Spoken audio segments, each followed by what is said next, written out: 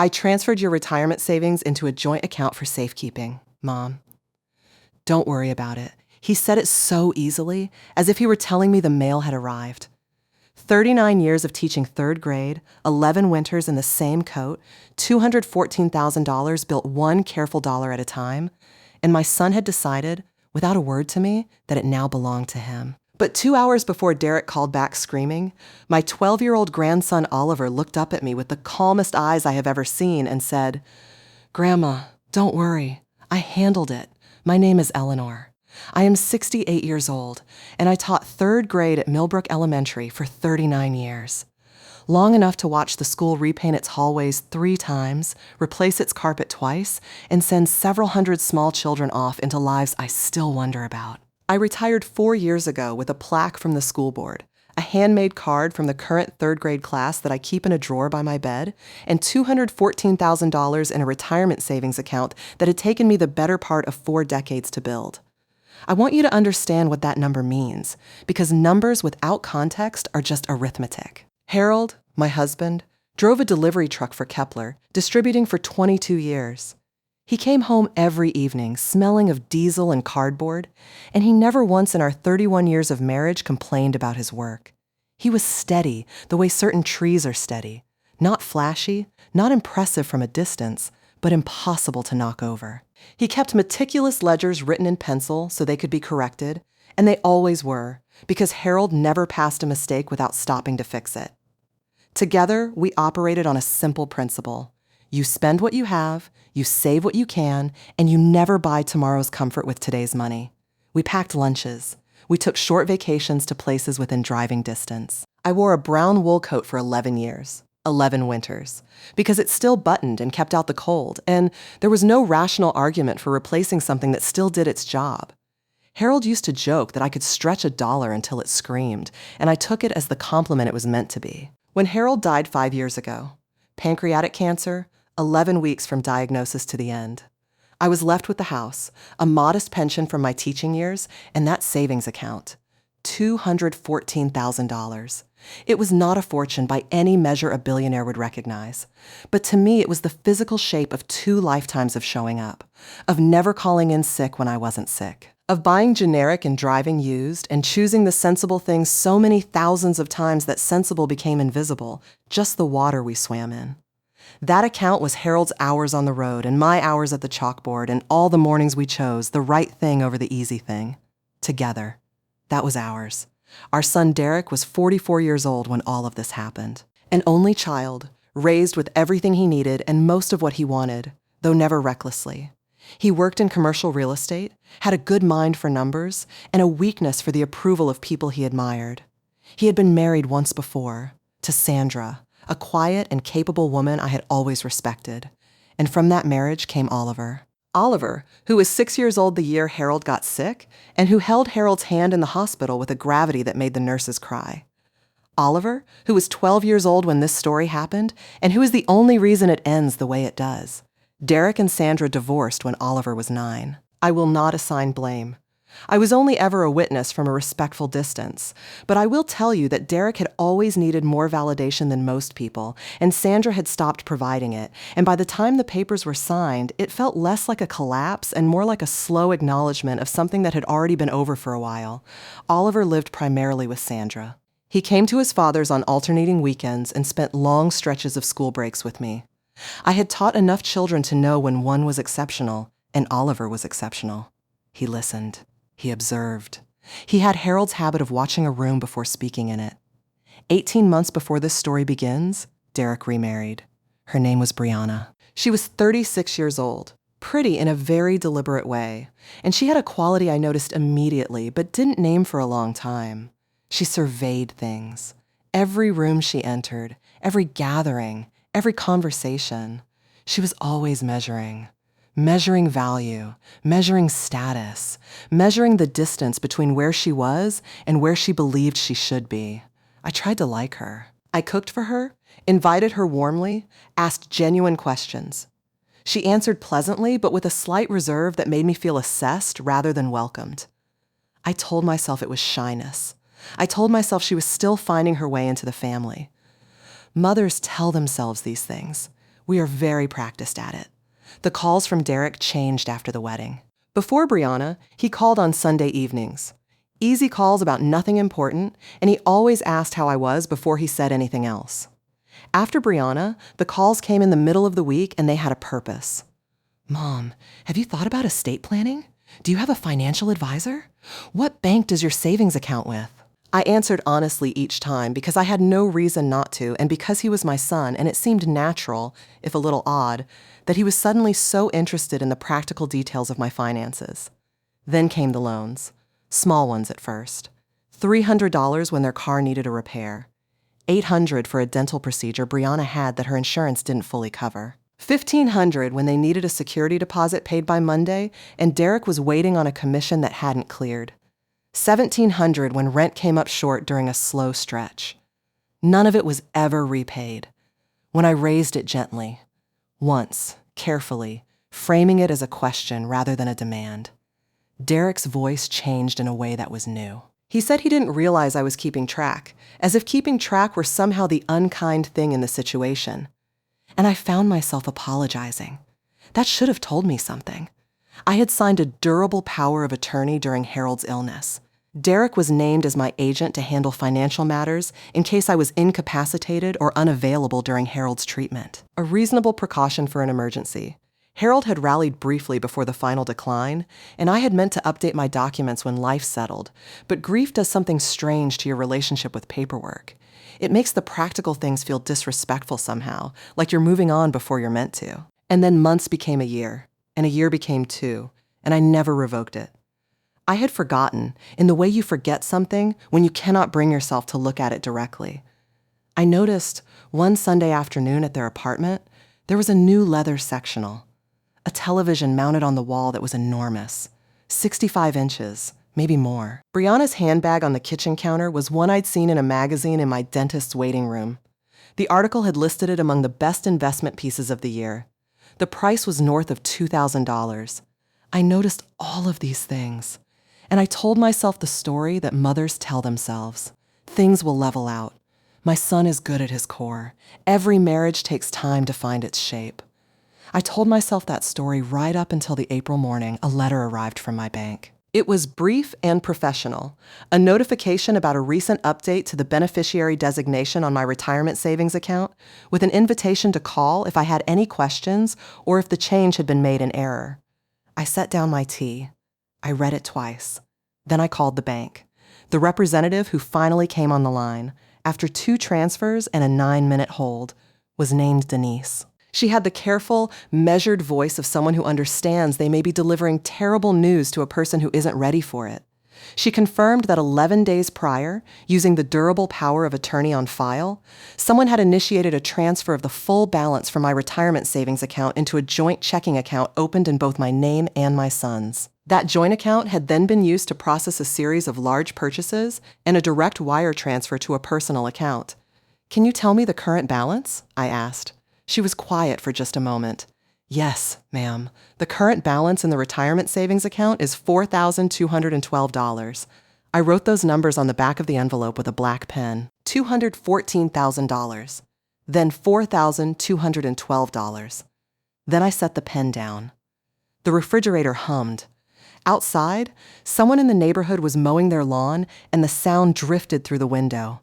Ordinary, warm, completely indifferent to everything happening inside my house. I thanked Denise. I told her I needed a day. I set the phone face down on the table. Oliver was in the living room with his tablet. He was on spring break and had come to stay with me while his mother traveled for work, as he did every year. He loved staying with me. We played cards in the evenings and watched old game shows that made him laugh, and I'd been teaching him to make proper cornbread, which he was getting quite good at. He appeared in the kitchen doorway when I came back from the phone call. He looked at my face and put the tablet down immediately. "Grandma," he said, "what happened?" "Some difficult news," I said. "But I'm going to be all right. Don't worry." He watched me with those quiet eyes, Harold's stillness, and I could see he wanted to press further, but he let it go. He went back to the living room, and I went to my bedroom. And I sat on the edge of the bed Harold and I had shared for 3 decades, and I gave myself exactly 10 minutes to feel the full weight of what had been done to me. Not more, not less. 10 minutes. Then I stood up, smoothed the bedspread, and went to call Gloria. Gloria Mitchell had been my neighbor for 22 years. She was 67, compact and precise, and had worked as a paralegal for a civil litigation firm for most of her professional life. She was the kind of woman who read the fine print on everything and had a fire-safe cabinet in her spare bedroom organized alphabetically and by year. She did not do drama. She did solutions. And in a crisis, a person who does solutions is worth any number of people who do sympathy. I walked 3 houses down the sidewalk in my housecoat and knocked on her door and told her everything at her kitchen table over coffee. She listened without interrupting, without gasping, without making my story about her reaction to it. That is a skill most people never develop. She had it in abundance. When I finished, she was quiet for a moment. "The power of attorney," she said. "Durable? Yes. And never revoked in writing?" "No," she nodded once. "A durable POA doesn't expire with the triggering event unless it's explicitly time-limited or formally revoked, which means it was technically still valid." She paused.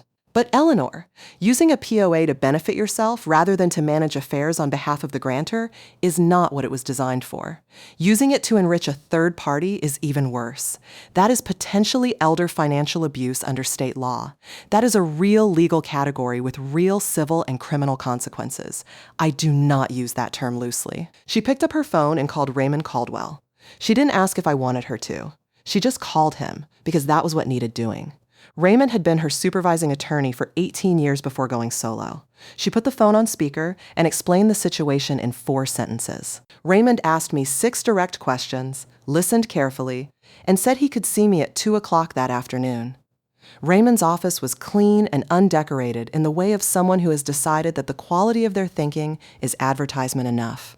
He was in his early 60s, trim, methodical. He reviewed the bank letter and 18 months of statements I'd had the presence of mind to bring. With my authorization, he pulled up the joint account records and went through them line by line without expression. The wire transfer to Brianna's personal account, $41,000. An automotive purchase at a luxury dealership 40 miles north, $78,000. Retail purchases across 3 stores over 2 consecutive days, $23,000. A resort booking in the Cayman Islands, $12,400. "This is recoverable," he said. He said it simply and clearly, the way you say a thing when you want to make certain it lands exactly right. "I want to be straightforward with you. The money spent on goods will be harder to recover than the cash that was wired, but the civil case is strong. The POA use was likely fraudulent, and the bank has obligations once we file. This is not a situation where you are helpless." A brief pause. "Are you ready to move forward today?" I told him I was. Then my phone vibrated on his desk. A text from Oliver. "Grandma, call me when you can. I have something important to show you." I excused myself and called him from the parking garage. He answered before the second ring. His voice was steady in the particular way his voice gets when he has thought something through and made his decision before picking up the phone. "Last weekend at Dad's," he said. "Saturday night. I thought I was asleep, and I guess they thought so too, but I wasn't yet, and I could hear them through the wall. They were talking in the kitchen. I said nothing. I waited.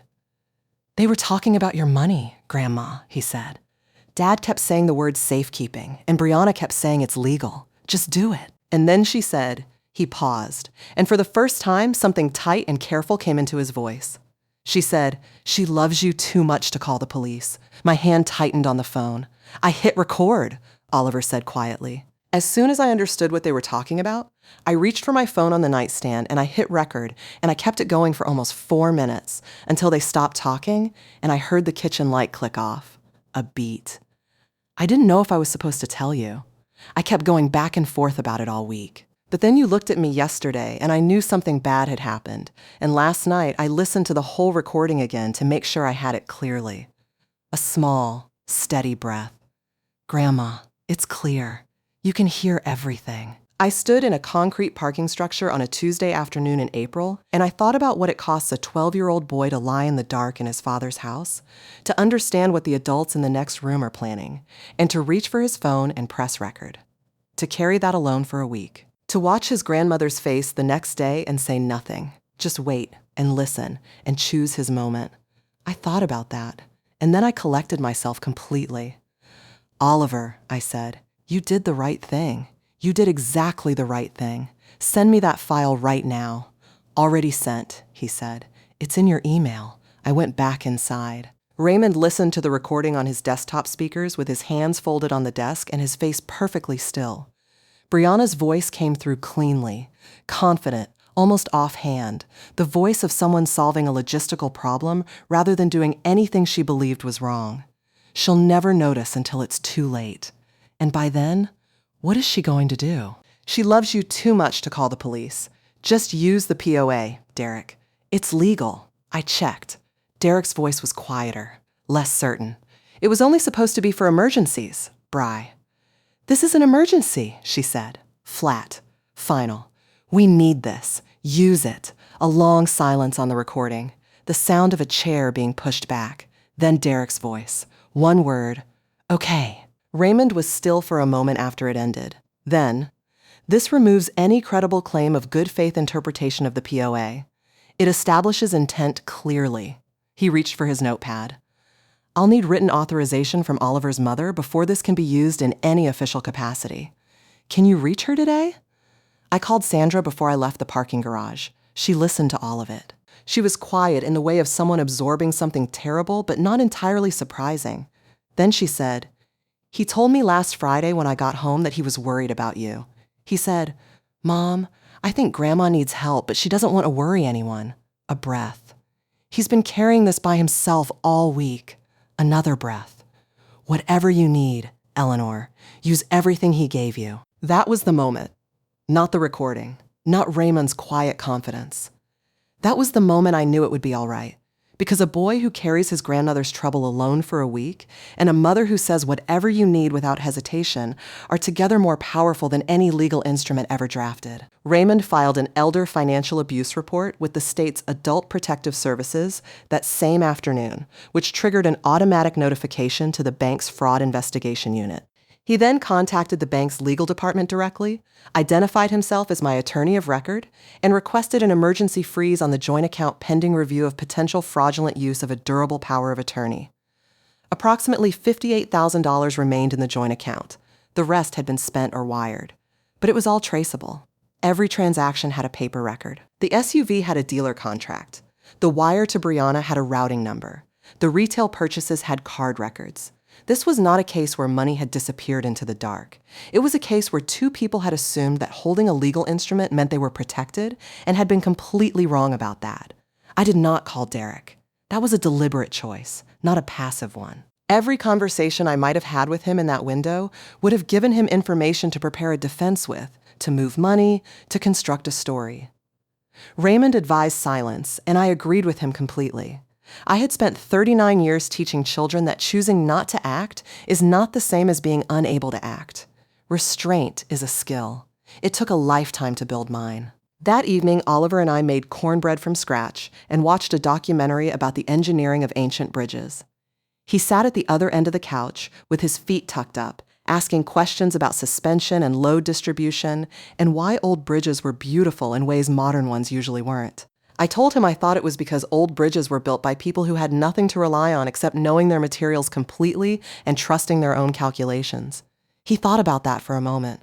Kind of like knowing yourself completely, he said. 12 years old. I told him that was exactly right. 2 hours after Oliver had first pressed play on that recording in Raymond's office, 2 hours, nearly to the minute, my phone rang. Derek's name on the screen.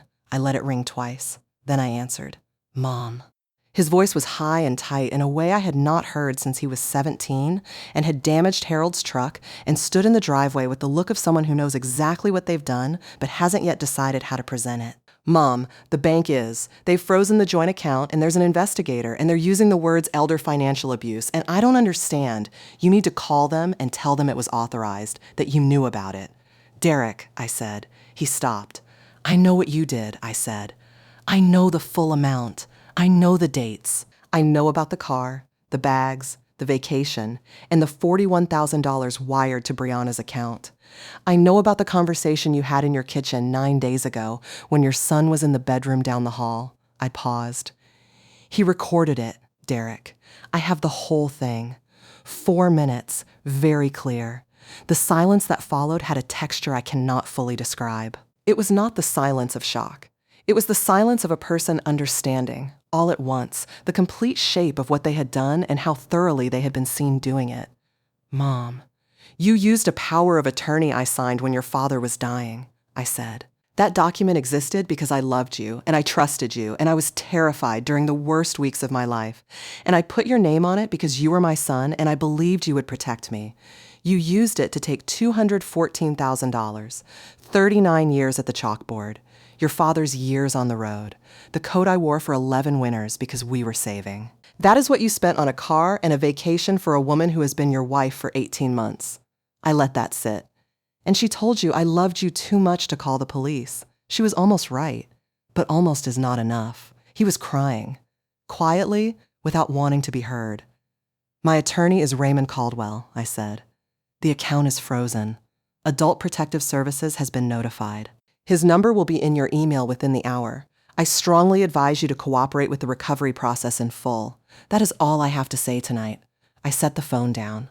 Oliver was at the kitchen counter doing his math homework. Pencil behind his ear, feet swinging slightly the way children's feet do when they're concentrating. He did not look up. He reached over without looking and slid the last piece of cornbread across the counter toward me. I sat down on the stool beside him. I ate the cornbread. And for the first time in 10 days, the tight wound thing in my chest began, slowly, to loosen. Derek came to my door the following evening. Without Brianna. That told me something important. He stood on the porch in a gray jacket and he looked. Smaller is the only word I have for it. Not physically smaller, but diminished. The way a person looks when the story they've been telling about themselves has stopped being defensible even to themselves. I let him in. I made coffee because I did not know what else to do with my hands and because hospitality was built into me so deeply it ran on its own. We sat at the kitchen table and he talked and I listened, and I will give him this. He did not make excuses for very long. He said it had started as something he'd meant to repay. He told himself it was temporary. He told himself. And here I heard Brianna's phrasing underneath his. That I had more than I needed. That I would be fine. That I wasn't spending it anyway. I've been trying to keep up, he said finally. And the exhaustion in those 5 words was genuine. Not performance. Real. You are 44 years old, I said.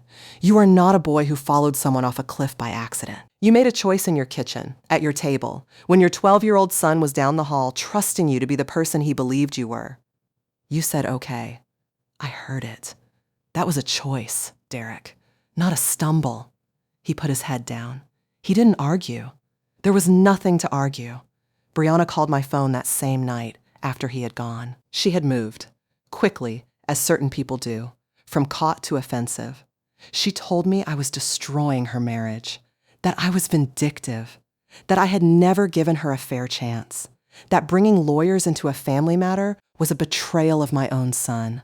Her voice had the particular quality of someone who has decided that the intensity of their feelings constitutes a rebuttal of the facts. I waited until she was entirely finished. Brianna, I said, last Thanksgiving, you sat at my table and told me I was the kind of mother-in-law every woman dreams of having. I spent 3 days cooking for that dinner. I thought you meant it. A pause. The legal process will proceed. That is not something I am able or interested in stopping. I hope you find a way through this that leaves you with some of your dignity intact. That is the last personal thing I will say to you. She hung up. I set the phone face down on the nightstand and slept better than I had in 2 weeks. The recovery took 6 weeks from the date Raymond filed the first report. 6 weeks, not months, not years, because the documentation was clean and the recording removed any credible claim of good faith interpretation of the power of attorney. The $58,000 remaining in the frozen joint account was returned to my savings within the first 10 days. Brianna returned the $41,000 wire transfer under the terms of the civil agreement Raymond negotiated. She had not moved it from her personal account, which I choose to believe was not entirely an accident, though I cannot say so for certain. The remainder, the SUV, the retail purchases, the resort booking, became the subject of a civil repayment agreement that Derek signed over the following weeks, including structured monthly payments and a lien on a property he held. Raymond told me it was enforceable. I told him to make certain it was enforced. I did not pursue criminal charges. I want to be honest about that choice, because it was one. The evidence supported criminal prosecution, and Raymond said so plainly, But Derek was 44 years old and he was my son, and I had known him since before he could hold his own head up.